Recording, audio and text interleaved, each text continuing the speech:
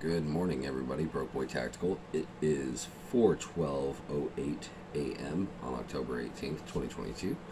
I'm just loving using my new G-Shock. I just did a review on it too. Go check it out. So, to all my subscribers, love you guys. I just gotta give you guys a shout out pretty much every time I make a video. I'm up to 40. I know that's like nothing in terms of YouTube standards, but I want you guys to know it's everything to me. I started this channel out of boredom, and it's 40 more subscribers than I ever could have asked for, or that I thought I would ever get. And that just tells me I think I am doing something right, because there's a lot of competition when it comes to EDC channels. I mean, I know I'm never going to get rich off this, and I don't care. I just want to give you guys a real life experience, like real face to face, no editing, no fancy microphones, lighting, just your average guy giving you a review on some really great gear. So that being said, let's just go ahead and dive into the review of the Fenix E28R. This is a 1500 lumen max output flashlight. It is made in China. It's a Chinese company, but I like to point that out because a lot of people in the EDC community, especially here in the United States, are really big on American-made gear. And and it's just a fact, and I'm just going to point this out. China dominates the light community when it comes to lights, whether it be flashlights, lamps, ceiling fan fixtures, like whatever have you. Like, they dominate the market, and honestly, the best lights do come out of China. And even American companies like Streamlight, 97% of their lights are made overseas in China, and that's for a reason. They do a really good job with flashlights. I don't think that because this is made in China that this is some inferior product. Fenix flashlights are incredible. A lot of people like to compare them to Olight because honestly, in some cases like this, they're less expensive than Olight, but they're still around that same price range of around $50 to $150, depending on which model you want to get. This model right here will run you about $65 to $75, depending on the day you buy it or where you buy it. I usually see it floating around 65 bucks generally, so we'll just say $70 on average. This is a very handsome flashlight. You've got like this copper, brass, whatever it is, like bezel right here. It's just really handsome. Now, there is no tail switch activation right here. You do have these slots for a lanyard. It does come with one, but I used it for cut tests when I was sharpening my knives. I don't really see a point in a lanyard in a little pocket flashlight like this. It's not a reversible pocket clip. You can't clip this on your hat, but it's a bit cumbersome, so I don't think you would want to. It's a very good pocket clip. It's not a deep carry, but it makes it very easy to get out in and out of the pocket. You do have this just regular flashlight activation here. You can click it once to check your battery indicator. You see it's just a solid green. Solid green means you're in the 85% to 105 percentile. Flashing green means you're at about like 50%, and if it's red, you're at below 50%. And if you're flashing red, that means your flashlight's about to die. But let me pull out the box here because I want to go over the specs on this amazing little flashlight, because I really want to give you the most accurate, detailed review on this flashlight, because it is honestly amazing. The runtime on this is insane. So Fenix comes with a great box, and I'm big on boxes, you guys. I'm really big on boxes, and especially when it comes to like user manuals. I like things to be very coherent. I like it to be very straightforward. And look at this, it doesn't get any more straightforward than this. I mean, everything is right here on the back. So what are you getting for around 70 bucks? It's a solid titanium construction. Its max output is 1500 lumens. Its high output is 800 lumens. Its medium output is 350 lumens. Its low output is 150 lumens, and its eco mode is 30 lumens. Which, by the way, guys, I'm going to throw this out there, even though I'm just like my knives. I like nice flashlights, and I like high-powered flashlights. I like performance flashlights. 7 lumens is like moonlight, if I'm not mistaken, which is perfectly adequate. If you're in complete darkness, 7 lumens is going to get you around in the dark. You'll be able to find your keys, whatever you're looking for. And honestly, 30 lumens is a little overkill. It's still a really soft light, so if you need to, like, for instance, I have to cross through my daughter's bedroom to get to my bedroom. So being able to see through the dark without waking her up, 30 lumens is an excellent option for that. So don't sneeze at those low lumen outputs. So what are the run times on these outputs? Well, eco mode, you are getting at 30 lumens on a full charge 73 hours and 35 minutes. That's really good. especially for the price you're paying for this flashlight. That is amazing. 73 hours and 35 minutes. Low mode of 150 lumens, you are getting 17 hours and 50 minutes of runtime on a full charge. On medium mode of 350 lumens, you are getting 6 hours of output.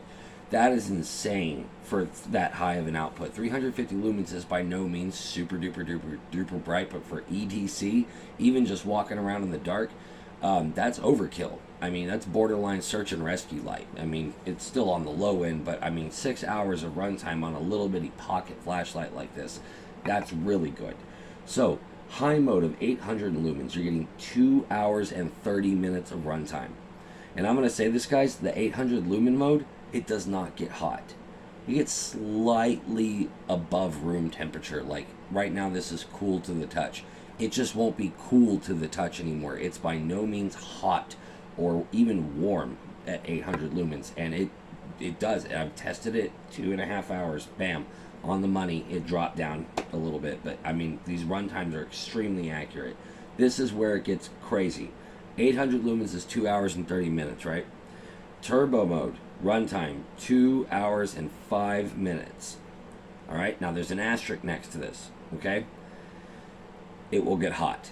That's what this little indicator is for. Turbo mode will get hot. Not like, ouch, hot. The beam itself, if you were to keep your hand on it, it can get a little warm.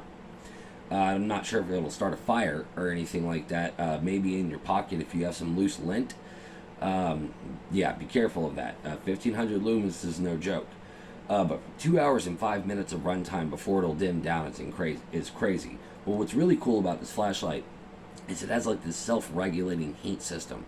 When you're on turbo mode and your flashlight does start to get warm for whatever reason, well, not whatever reason, it's going to get warm, it's on turbo mode, it'll drop itself down to 900 lumens for about 5 to 10 minutes until it cools itself off, and then it'll raise itself back up gradually to 1500 lumens, and once it gets warm again, it'll repeat the cycle. So you'll never be without at least 900 lumens, even if you're using turbo mode, and you're going to get 2 hours and 5 minutes of runtime. That is really good. All right. So beam distance on turbo mode, 200 meters. On high mode, 140 meters. Medium mode, 90 meters. Low mode, 61 meters. And eco mode, 28 meters. If you're unfamiliar with what a meter is, it's 3 feet. So just times all those numbers by 3. That's how many feet your beam distance is going to throw. That's how far the light is going to throw. And for a little light like this, once again, that's really, really good. Its intensity, turbo mode, is 9,433 candela. High mode, 4,574 candela. Medium mode, 1,970 candela.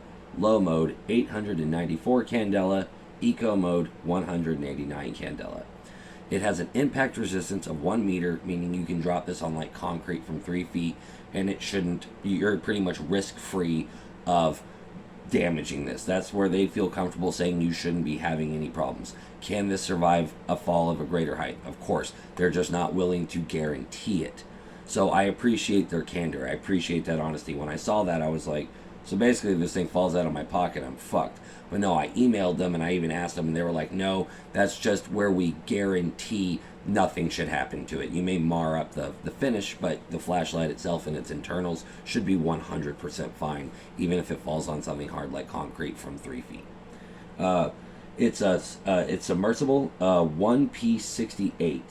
I am not really sure what that means, but there's plenty of videos on YouTube of people filling up big buckets of water and turning this flashlight on and just leaving it sitting there and even going through the modes and it being completely fine. You can adjust this flashlight underwater, and I know for a fact it says back here, it's USB-C charging port right here. It's this little rubber cap, and it's USB-C. Cannot emphasize that enough. USB-C. It'll be compatible with your phone charger. Awesome. Even if you leave this open and submerge it, not just if it's raining, if you submerge it, and even if it's running, it'll be fine. Fenix says it's fine. Now, like, I'm pretty sure you just shouldn't leave it there like this forever. But let's say, for whatever reason, this was open like this and you didn't notice it and you dropped it in the creek while you were looking for your dogs or whatever. Just a weird example. You have nothing to worry about. So, for $70, I'm sorry, this kicks the shit out of Olight. Olight has that bad reputation because somebody did die from Olight, and Olight blew somebody's head off. It's a fact. Olight can't even get mad at me. It's true. Guy had it in his mouth while he was working on his car. It was a rechargeable model, and boom. So it happened to one guy, and that's it. But it was enough. And Olights have a really bad reputation now, but I'm not talking about that. I'm talking about the performance to the price. Olights are expensive. They're really good looking. I think Olights are well made when it comes to their construction. Now, Olights get hot, and that's just my experience. And I know somebody's going to be like, not mine. I don't believe you. I don't. I have owned an SR1 Baton. I have owned the Mini Warrior 2. I have owned an i5T EOS, an i5R EOS, which is the rechargeable version, and I've owned 3 i3T EOS. And I am telling you, every one of those on their high modes get hot. Even the i3T at 180 lumens got warm. That's not acceptable to me. Now, did they catch on fire or blow up on me? No. And did they work? Yes. Now, they're lower end models like the i3T, the i5T, I actually do like. I think their price points are acceptable, but I'm not going to buy the Mini Warrior or the S2 Baton or the SR1 Baton over this. This is a much better flashlight in my opinion. Let me show you how it carries in the pocket real quick, and then I'll show you what the modes look like and the brightness. So this is what it looks like in your pocket. Not bad. Now, a lot of people are like, I don't like how it sticks up like that. Well, it makes it really easy to get out of your pocket and access. Now, like we were talking about before, if you have this on your turbo mode of 1500 lumens, you might be worried about this coming on in your pocket. You can lock yourself out by pressing this twice. 1, 2. See how it flashes? Boom. Now, if I were to hold this down, it just flashes twice and it won't come on in your pocket. Now, this flashlight does have memory. It will remember what mode you were in before you turn it off. But if you lock yourself out of it, it's going to automatically reset itself to eco mode when you turn it back on. I'll show you. I'll click it twice. 1, 2. Now we're back on eco mode, and I'll have to reset it 1, 2, 3, 4 to 1500 lumens. So that's how it carries in the pocket. Let me go ahead and turn off the light here so I can show you. We're going to be in pitch darkness so you can get a good idea of how bright this flashlight actually is. So it's totally dark. Remember how I was telling you that 30 lumens is a little bit overkill for EDC, because even 7 lumens in the dark is perfectly acceptable. Let me show you what 30 lumens looks like in the dark.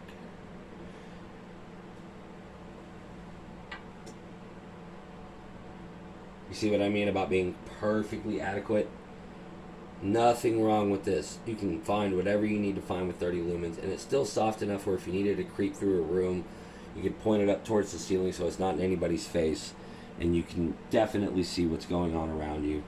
You know, it's a really good little torch, especially at 30 lumens. So that's eco mode. This is low mode, 150 lumens.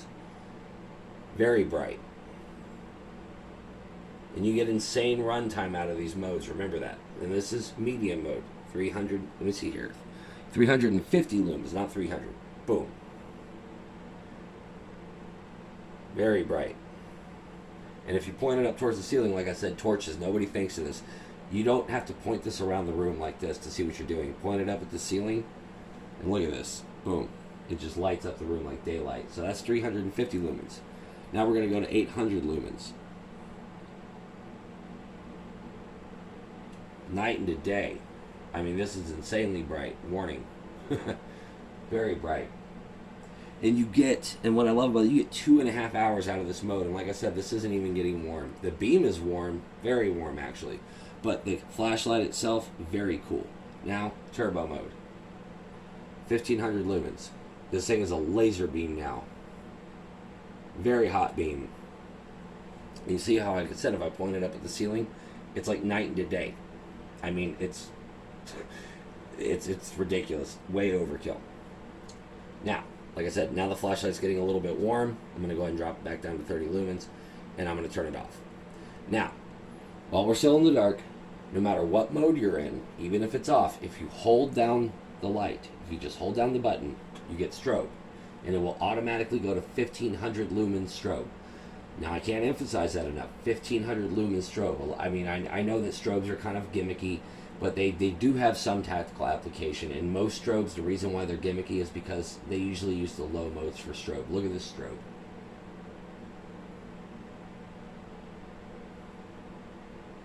Yeah. 1500 lumens. I'm going to point it at you. So seizure warning. If anybody's sensitive to this kind of stuff, turn it off. Look away. So here we go.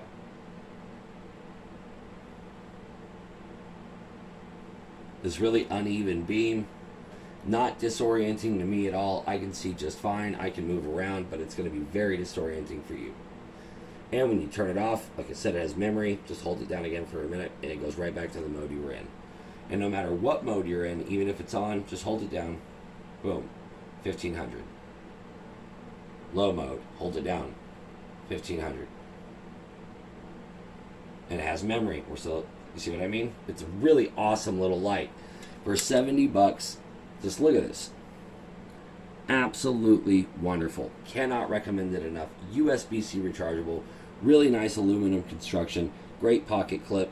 It's got options for lanyards if you do want to add one. It's got this, like I said, a really nice, it's just really handsome, and it's utilitarian and tactical and practical. It's just really a do-it-all flashlight. I cannot recommend this particular model enough. You want something a little more tactical. I used to have it, but I sold it because it was just a bit way too big. But the Fenix E28R is basically this with 100 more lumen output, and it's got way better runtime, much bigger throw distance. It's got like a bezel-lated crown, like basically meaning you can strike with it. It's a bit bigger, but it's also got a tail switch. Great EDC lights. Fenixes in general are just great. I do recommend them over Olight. I know this is a budget channel, and just like, Taurus firearms, there's nothing really inherently wrong with them. There's just better options out there, and that is my honest opinion, especially for the money. So, for 65, 70 bucks, this is going to be the flashlight I recommend for EDC. We'll see you next time, guys.